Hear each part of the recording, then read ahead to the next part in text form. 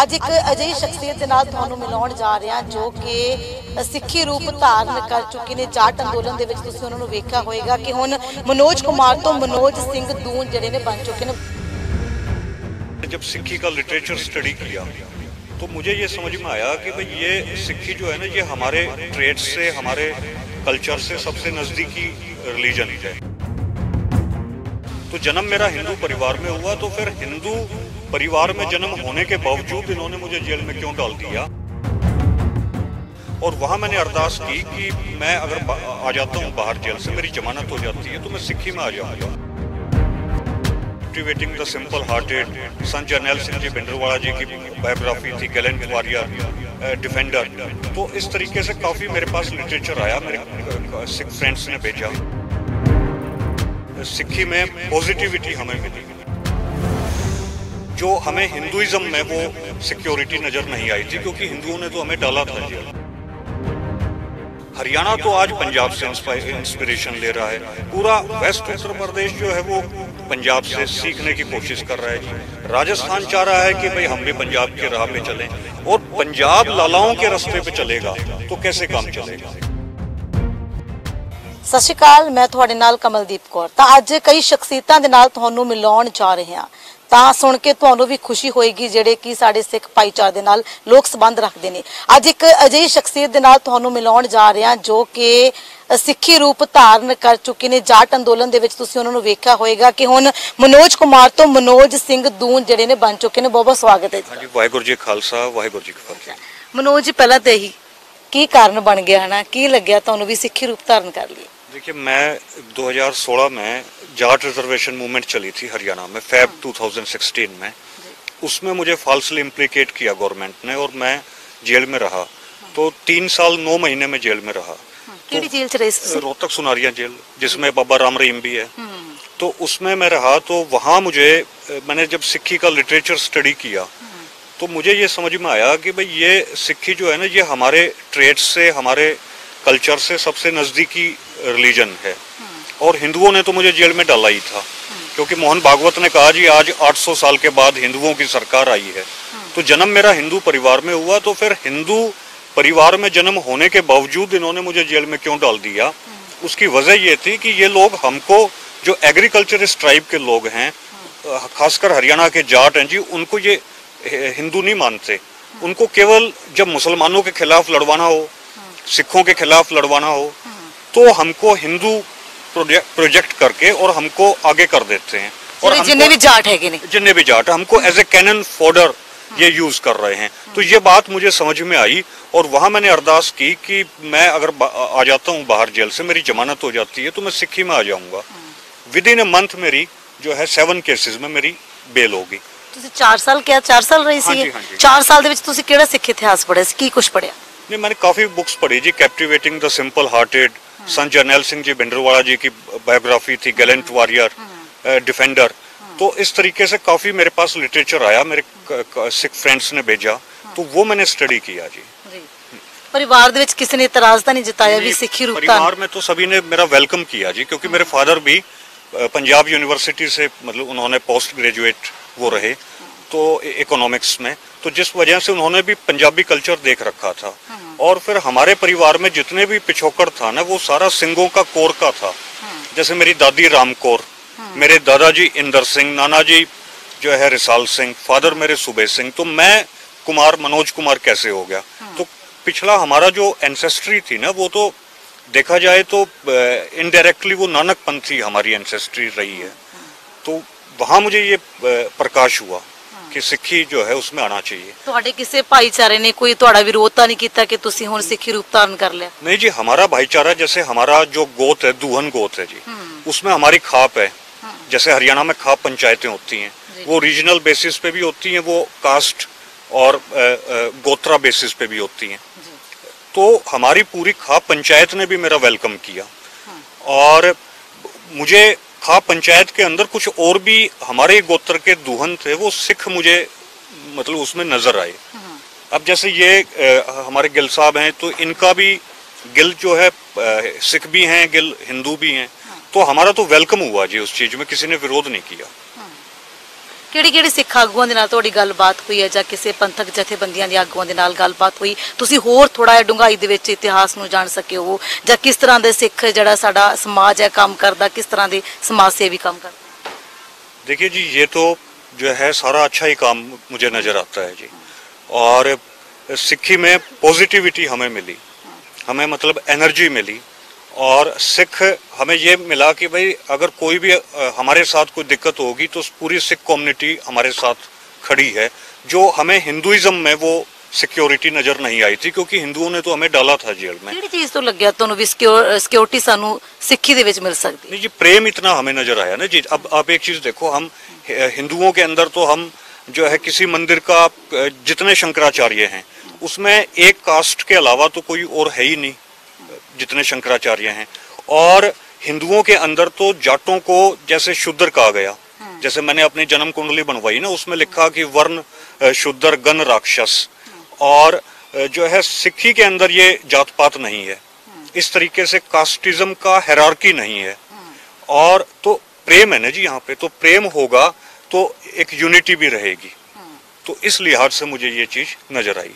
ਅੱਜ ਤੁਸੀਂ ਫਿਰ ਸਿਮਰਨਜੀਤ ਮਾਨ ਦੇ ਹੱਕ ਦੇ ਵਿੱਚ ਪ੍ਰਚਾਰ ਕਰਨ ਆਏ ਹੋ, ਸਿਮਰਨਜੀਤ ਮਾਨ ਨਾਲ ਤੁਹਾਡਾ ਕਿਵੇਂ ਰਾਬਤਾ ਹੁੰਦਾ ਹੈ, ਕਿਵੇਂ ਤੁਸੀਂ ਅੱਗੇ ਵਧਦੇ? देखिए, हमने जब हिस्ट्री पढ़ी ना जी, तो सरदार सिमरनजीत सिंह मान जी के जो फादर थे, बापू जोगेंद्र सिंह जी, वो यूनियनिस्ट पार्टी में थे। और यूनियनिस्ट पार्टी जो थी वो 1947 से पहले पंजाब की होंद की पार्टी थी। 1923 में मियां सर फजले हुसैन साहब और सर छोटू राम जी ने इस पार्टी को बनाया था लाहौर में। और 1923 टू 1947 तक यूनाइटेड पंजाब पर इस पार्टी ने रूल किया था। सर सिकंदर हयात खान पंजाब के प्राइम मिनिस्टर बने थे 1937 में। 42 में उनकी डेथ हो गई थी, तो खिजर हयात खान टिवाना साहब जो सरगोदा से थे वो पंजाब के प्राइम मिनिस्टर बने थे। तो सिमरनजीत सिंह मान जी के जो फादर रहे वो यूनियनिस्ट पार्टी में थे। आपके ऑफिस में भी सर छोटू राम जी का फोटो लगा हुआ है। तो वहां से हमें इंस्पिरेशन मिली कि यार पंजाब के अंदर कोई शख्सियत तो ऐसी है जो आज भी उस लीडरशिप को जिंदा रखे हुए है, उनकी विचारधारा को जिंदा रखे हुए है।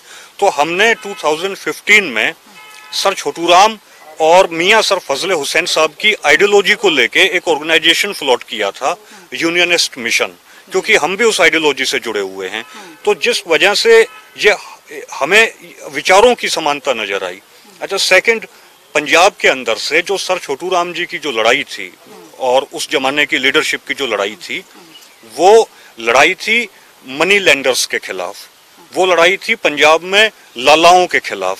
तो आज जो है पंजाब पे लाला रूल कर रहे हैं, तो ये भी जो है कोई अच्छा संकेत नहीं है, क्योंकि पूरा हरियाणा तो आज पंजाब से इंस्पिरेशन ले रहा है। पूरा वेस्ट उत्तर प्रदेश जो है वो पंजाब से सीखने की कोशिश कर रहा है जी। राजस्थान चाह रहा है कि भाई हम भी पंजाब के राह पे चलें, और पंजाब लालाओं के रास्ते पे चलेगा तो कैसे काम चलेगा। तो अब जो है ये जो बाई इलेक्शन है, ये एक मौका है कि हम लोग दिल्ली सत्ता को दिखा दें कि भाई पंजाब के अंदर मनी लेंडर्स की हुकूमत नहीं चलेगी। पंजाब के अंदर पंजाबी विचारधारा, पंजाब के अंदर खालसा राज, पंजाब के अंदर यूनियनिस्ट पार्टी, पंजाब के अंदर साझी वार्ता की बात, ये चलेंगी। ऐसा नहीं होगा कि पंजाब के अंदर आप अब राज्यसभा को देख लो आप जी, राज्यसभा की टिकटें जो हैं वो सुनने में आया हमें तो पंजाब में कि वो भी बेची हैं। और जो है मतलब पंजाब की विचारधारा से चलेगा ना, तो पंजाब दुनिया के लिए एक इंस्पिरेशन बनेगा, पंजाब दुनिया के लिए एक मशाल की तरह काम करेगा। तो हम लोग इसलिए सरदार सिमरनजीत सिंह मान जी के सपोर्ट में आए हैं हरियाणा से चल के, कि भाई हम आपके साथ हैं जी, हरियाणा आपके साथ है, आप ये इलेक्शन डेफिनेटली जीतोगे।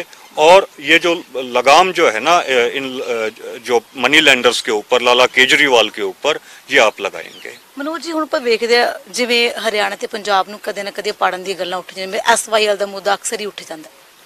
देखिए, एसवाईएल कोई मुद्दा ही नहीं है जी, ये एक नॉन इशू है। हरियाणा का पानी मुनक नहर से होके वो दिल्ली जा रहा है, और दिल्ली के अंदर आज अगर हम लोग देखेंगे तो सबसे ज्यादा आबादी जो है वो उत्तर प्रदेश की और बिहार की आ गई है। तो चूंकि दिल्ली के अंदर उत्तर प्रदेश के लोगों की आबादी ज्यादा हो गई है, तो ये फर्ज बनता है कि उत्तर प्रदेश का पानी दिल्ली को मिले, क्योंकि उनकी आबादी ज्यादा आ गई है।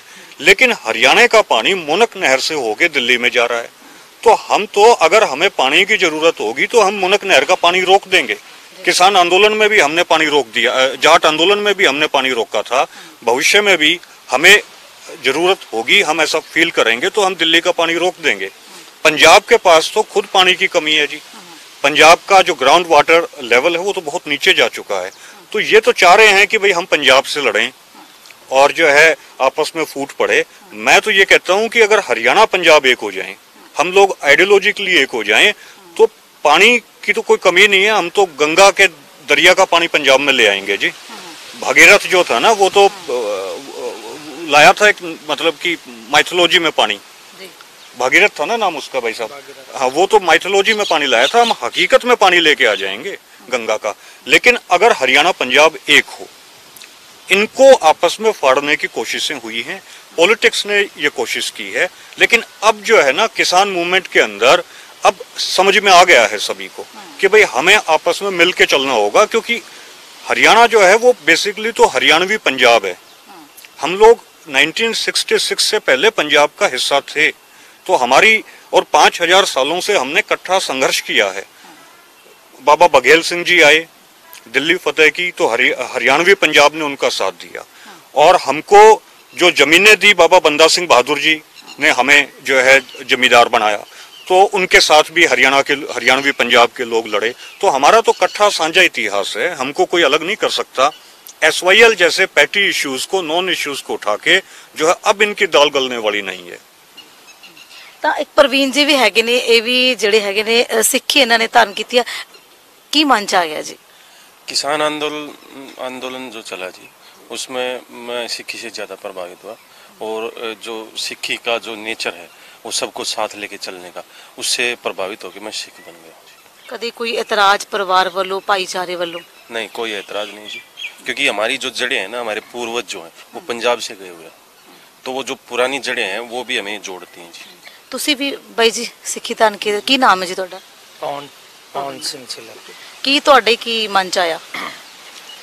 देखिए, पंजाब में है ना, पंजाब की जो विचारधारा है वो बांट कर खाने वालों की है, और हम लूट कर खाने वालों की विचारधारा में शामिल हो गए थे, जो अपनी विचारधारा को छोड़कर आज हम बांट कर खाने वालों की विचारधारा में फिर से स्थापित हो गए। यही मंशा है।